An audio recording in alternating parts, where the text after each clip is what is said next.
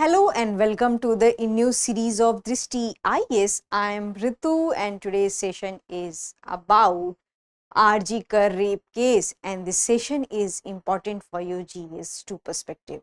So moving towards the points of discussion part, but before moving to the points of discussion part, I want to give a background to this case that we can see a horrific rape case in Kolkata Medical College, and in that college one medical trainee doctor was brutally raped by a man.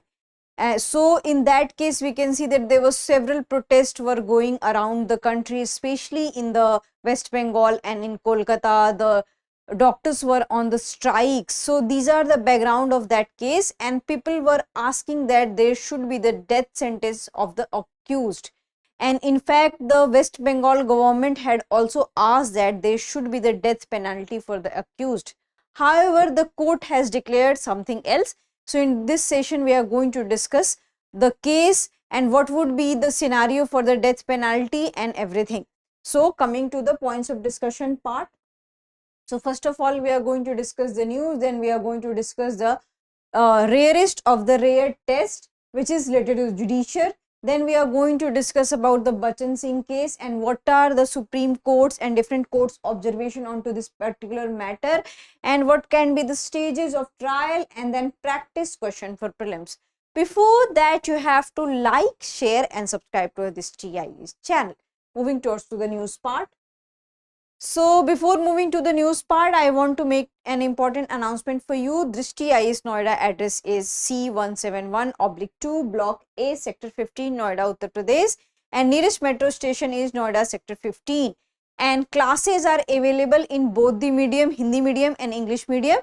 So if you have more information, if you want to know more information about such kind of the classes, you can call on to the number 87501 Also, we have classes in the Karol Bagh which will start from the 28th January in English medium. We have also classes in Prayagraj which will start from 20th Feb. Coming to the news part. So the news is that we already have given a background about the 𝐷𝐸𝐾𝐲 medical rape case, and into that case a session court has declared that the accused will be given the life imprisonment.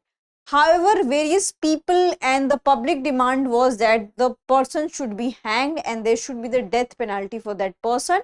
But the court has a different observation regarding this matter, and here we'll also discuss that what are the aggravating factors for the death penalty and what are the mitigating factors for the death penalty. So we'll discuss these points. So first of all we'll discuss the rarest of the rare test. So there was a case of Bachchan Singh versus Punjab.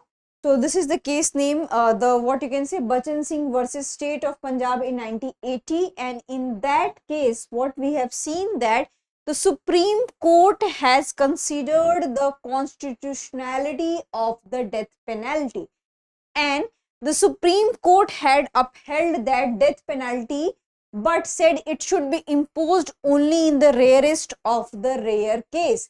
However, the Supreme Court has not given a particular outline that which case can be the rarest of the rare case, but we do have some aggravating guidelines, we do have some mitigating guidelines, and on the basis of that the judges decide that the person should be given the death penalty or not. So this is the rarest of the rare case. So the 5-judge constitution bench did not specify the standards to determine that the person should be given on the basis of death sentence or not, but we have some factors. So we are going to discuss all those aggravating and mitigating factors. So first of all we are going to discuss that what is this aggravating circumstances. So aggravating is a circumstances which makes case more stronger for the death penalty. So it is for favor of the death penalty. And what are the criterias we have? So if the murder is pre-planned, calculated and involves extreme brutality, and if the murder involves exceptional depravity. And what is the meaning of exceptional depravity? That it is an unseen kind of crime, we have not heard such kind of the crime, and which is heinous in nature. So that is called as extreme depravity. And if the accused has been found guilty of murdering a public servant, police officer or a member of the armed forces while on duty or because of anything they may have lawfully done while discharging their duty. So in that case, we can see that there can be a aggravating factor which can support the death penalty. Now we'll discuss that what is the mitigating factor. So the mitigating circumstances is that it is a situation which makes a case weaker for the death penalty. It means that the case tilt that it should be away from the death penalty. So here we have few other circumstances: whether the accused was under the influence of extreme mental or emotional disturbance at the time of the offense. Then age of the accused was also considered. So if the age accused is under the 30, so in that case the accused is given the chance to reform and rehabilitate. However, the age is also debated and discussed. In many cases the age has been not taken care of, so this is also a matter of debate. And probability of accused posing a continued threat to the society, probability of reforming the accused, if the accused was acting on the direction of another person, if the accused believed their action were morally justified, and if the accused suffers mentally and is unable to appreciate the criminality of their actions. So these are the things. So in the aggravating factor, what we have seen that there might be age can be a factor, but age is a very debatable issue, so we cannot tell that age is a what you can say a factor for aggravating and mitigating thing. But in younger cases they try to avoid the death penalty. But in the aggravating factor we can see that the nature of crime is of very heinous. Also, if there is a murder of public servant while discharging the duty, so that makes the case of the death penalty. So here we'll discuss the more points related to it and also few cases. So what happened after the Bachchan Singh case? The understanding of mitigating and aggravating circumstances have evolved over the times, and here we can see that age of accused is a very debatable issue in several cases, including Ram Naresh versus ORS versus Ram Naresh and ORS versus State of Chhattisgarh 2012 and Ramesh versus State of Rajasthan 2011. The Supreme Court considered the young age of the accused below the 30 in these cases as an indication that they could be reformed, but it depends on cases to cases. However, the Law Commission of India noted in its 262nd report 2015, the death penalty age as a mitigating factor has been used very inconsistently. So this is the thing, that's why this particular age of accused is a very debatable issue. In the Shankar Kishan Rao 𝐏𝐤𝐻 versus State of Maharashtra 2013, the SC split several cases with the similar facts with two groups where age was considered as mitigating factor and where age was ignored or considered irrelevant. So in this case also we can see that the age was debatable. The court also noted that sentencing in death penalty cases had become judge centric.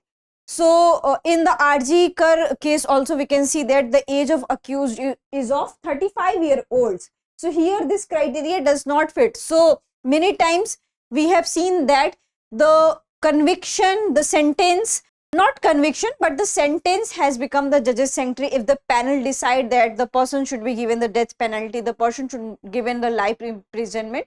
So that's why in some cases it has become a judge's sanctuary. So here we'll discuss some more points. Nature of the offense.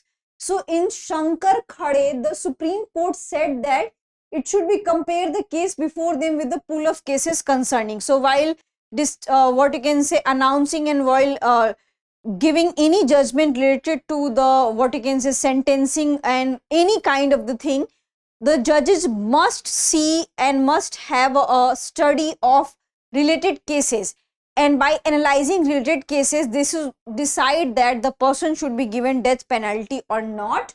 Also, the Law Commission report used the example of cases concerning the rape and murder of a young child, presented examples to show that it shocks the judicial conscience in some cases, not in others. Similarly, in case of 𝐈𝐀𝐒 Singh versus State of Punjab 1983, the Supreme Court held that death could be given in cases where the collective conscience of society is so shocked Suppose that in the case of Nirbhaya also we can see that collective conscience of the society was so shocked, and that's why we can see that the accused have been given the death penalty. So here what we can see that in some cases the age is considered, in some cases it has been seen that the person has the chance of reform and rehabilitation or not. In some cases we are seeing that if collective conscience is asking that the person should be given the death penalty, and after analyzing and conviction the judges declare their judgment, so in that cases we can see that the death penalty and life imprisonment and any kind of punishments and sentences differ. So this is the thing. So here we'll also discuss about the possibility of reform. So in Bachchan Singh, the Supreme Court held that the government must prove that there is no possibility of reform. So suppose that in this case also West Bengal government had asked that the person should be given the death penalty, but in front of court you have to prove, the government have to prove that the accused has no chance to reform. So that's why it's better to give him the death sentence. So that's why this is also one of the case. In Santosh Bariyar versus State of Maharashtra 2009, the Supreme Court said that the court will be provide clear evidence as to why the convict is not fit for any kind of reformatory. So it is the responsibility of the government, it is the responsibility of the judiciary that they should prove that the person is not fit for any kind of reformatory measures. So that's why the person is sentenced to the death penalty. And the Law Commission report said that requirement for evidence was held as essential. So in both the cases, evidence is essential part, and without that we cannot proceed further.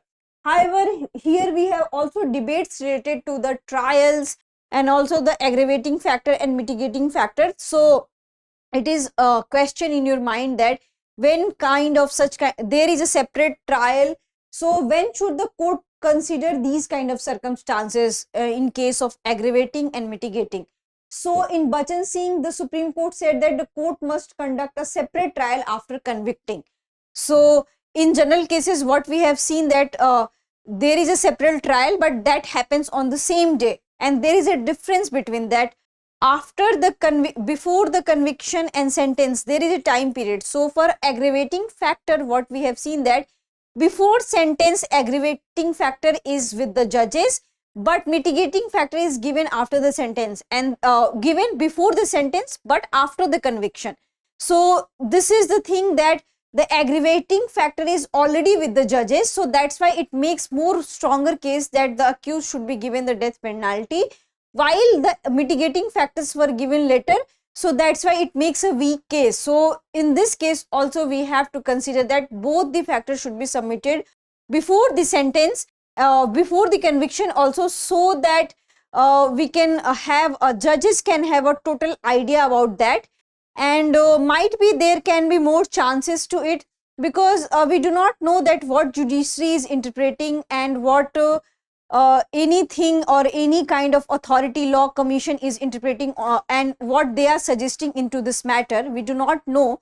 But we should definitely think on this matter, and there should be a uniform what you can say procedure, uniform law, and uniform what you can say rules and regulation for the death penalty, because in many cases it has become a judges centric. In many cases aggravating factor has more power, in many cases mitigating factor has a more influencing thing, so that sometimes it can give a confusion in the minds of the people that the person should be given the death penalty, why the person is not given the death penalty. In some cases the people have this kind of confusion that why the person has been given the death penalty, the person should not be given the death penalty.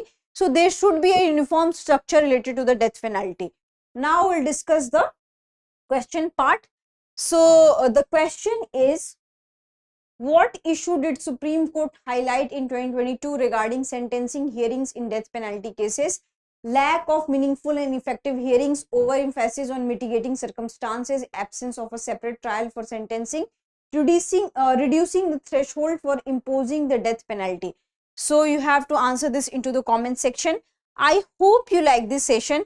If you have any queries related to this session, kindly ask into the comment section, and do clear this particular confusion, that if you have any confusion that what is aggravating factor, what is mitigating factor.